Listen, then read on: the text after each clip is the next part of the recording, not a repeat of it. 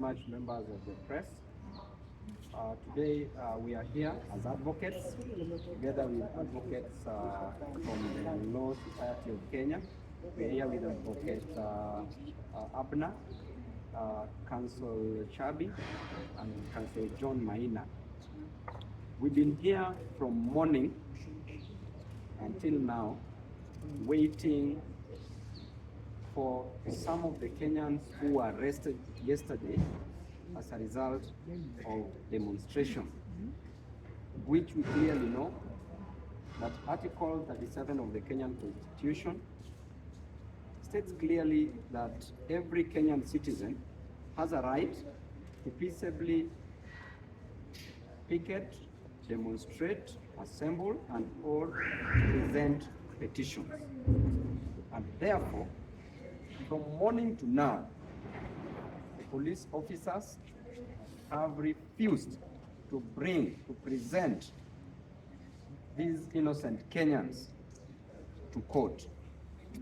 We demand from the IG, Inspector General of Police, to either release these Kenyans unconditionally or present them before any competent court of law, because as things are, we are not safe even in the hands of the police officers. Going by the case that we had, the case of Albert Ojwang, who was killed by police officers in a police cell, the same officers who were mandated to protect lives and property, but they take lives and they were also seen taking property. That is the case of the laptop. Today, we were further representing two Kenyans, Suleiman, Hilali, and Robert.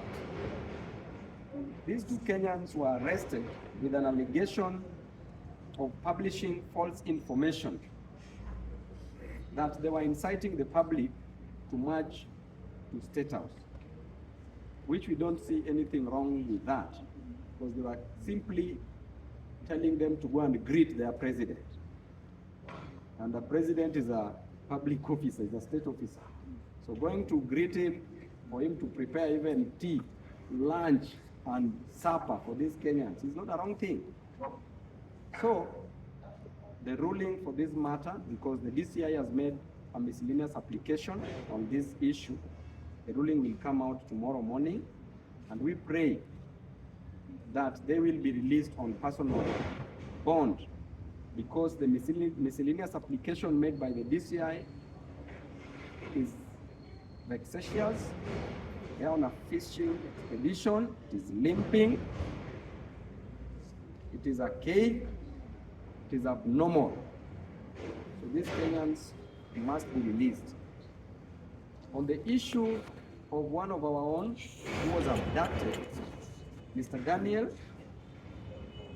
Diamui was abducted, and we still don't know where he is up to now. Mr. President, you promised Kenyans that abductions will be a thing of the past. Keep your word. We want Daniel presented dead or alive before court.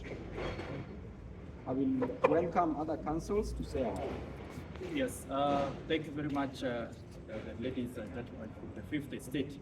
Just to pick up from where Councillor Babu has left, we are concerned with the very allegations that they seek to detain these two Kenyans for a further 10 days for reason of alleged publication of false